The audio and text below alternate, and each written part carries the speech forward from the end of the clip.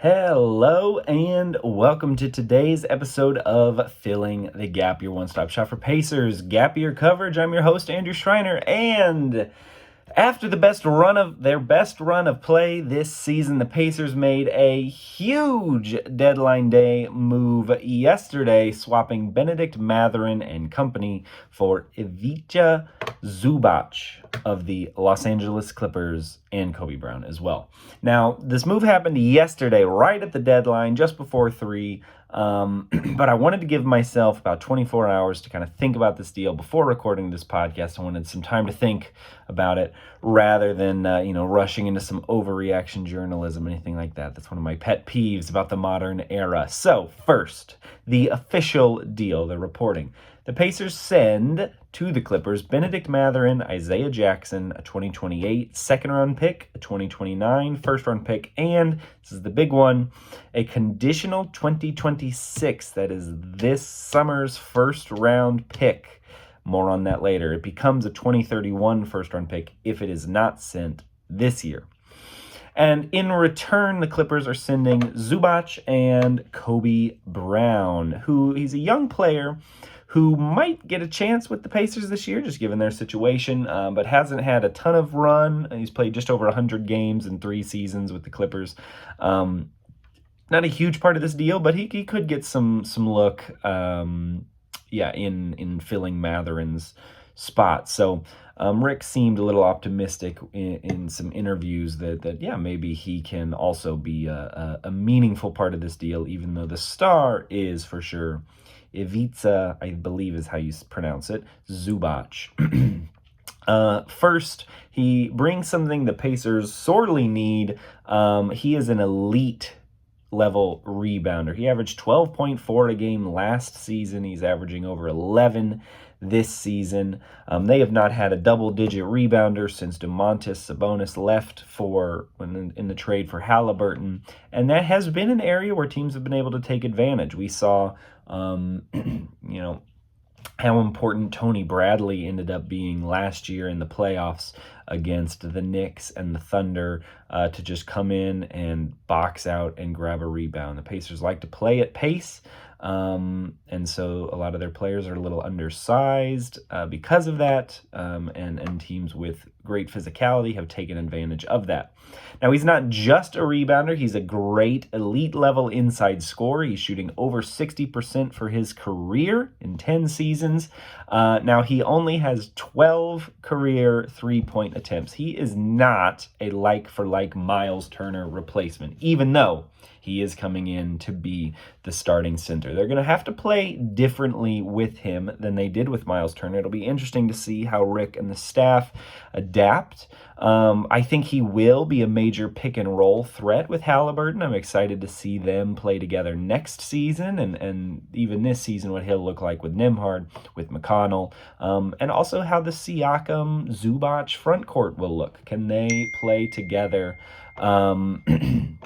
And he's under contract through 27-28. That's another positive aspect of this deal, making around $20 million each year.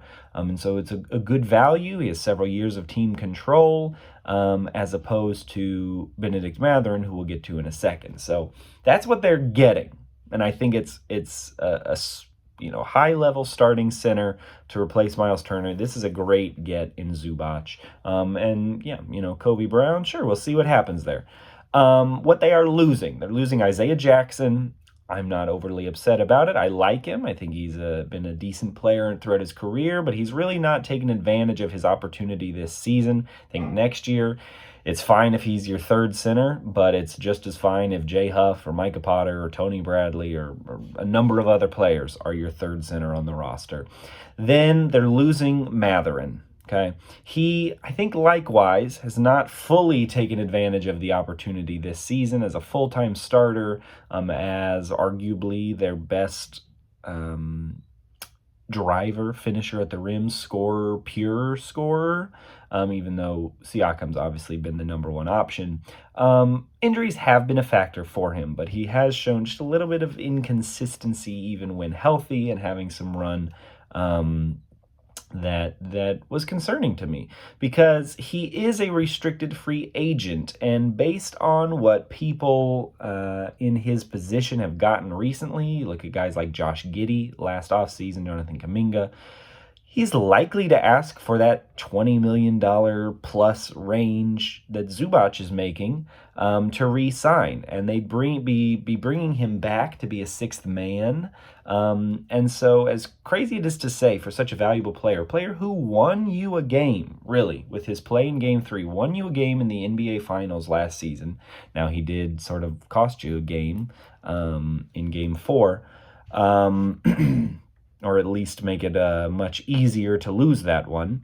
I do think he's replaceable because of that 2026 first rounder. Now, obviously, the Pacers have sucked this season. They are the worst team in the East, and they are in the fight, if you can call it that, to be the worst team in the NBA record-wise, with New Orleans and Sacramento in the West, with the Wizards, and gosh, who is the other one in the East?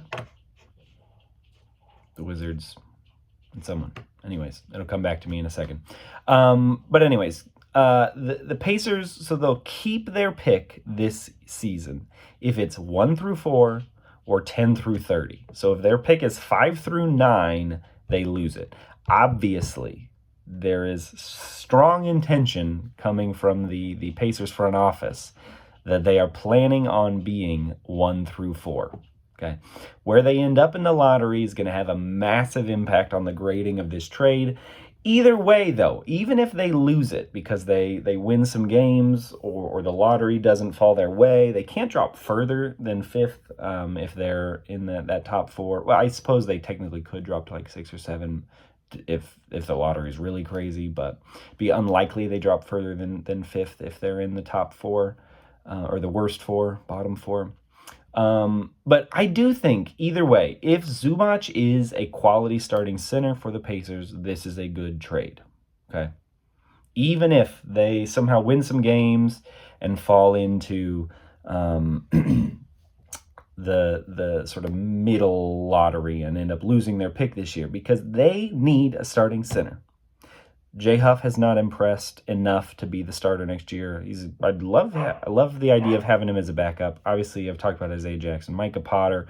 You have to go get someone to play with Tyrese Halliburton and the rest of this elite squad, and Zubac fits that. Now, if the Pacers do keep that top 4 pick this year, I think this could be huge, because I think you can replace Mathurin with an elite prospect. If you get A.J. DeBonsa, if you get Peterson from Kansas, I think those two would be the best fit. I like DeBonsa's fit the most, though I will admit I've not watched much college basketball this season, and so I'm not a draft expert by any stretch. But I think if you can get one of those young wing players, an elite talent, the Pacers would be a perfect situation for a young wing player. You have lead ball handlers Tyrese Halliburton, Andrew Nembhard, TJ McConnell, and you can keep them from the pressure of single-handedly transforming a franchise that ruins so many top NBA picks.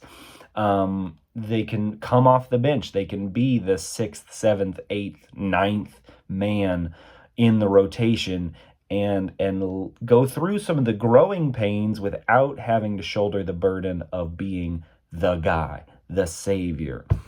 I just think that it is a perfect scenario. So if they do luck into or lose into the top 4 there, this trade is amazing, though I will miss Benedict Mathurin. So that is the big move. Those are my thoughts on it. My one concern that I will actually add here about Zubac is playing at the Pacers' pace, playing at Halliburton's pace. The Clippers are a bit of a slower team. They've been led by Harden, by Leonard over the past few years. Can he play at Indiana Pacers' pace with Tyrese Halliburton? That will be one of the key things to watch as we begin next season and even this season, though their pace has not lived up to last year. So next up tonight, as of recording, the Pacers will be taking on Miles Walkie, heading up to Milwaukee to face the Bucks. However, Miles' replacement, Zubac, will not be suiting up yet. He's not quite ready to go, still settling in with the Pacers organization. The Bucks are kind of crumbling this season, much to the delight of Pacers fans. However, they did keep Giannis at the deadline, and so that, as always, will be a major challenge for the Pacers. We'll have to see how it goes. My last word here. I've had a few people ask, are we rooting for losses? And I think the answer is still no, simply because you don't have to root for them. They're going to happen, okay? This team hasn't shown that they're not playing great basketball this season, especially in winning time, in late moments in games. And you don't need to root for it. It's just going to happen. When they win a game here and there, you can still enjoy, okay? Don't need to root for more losses. They're going to happen regardless. So thank you for watching today's episode.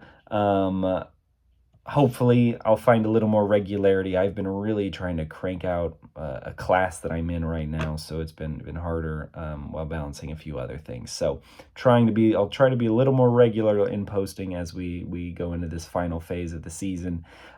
So be sure to like this video, subscribe so you don't miss the next one that will hopefully come a little sooner. I'll see you then.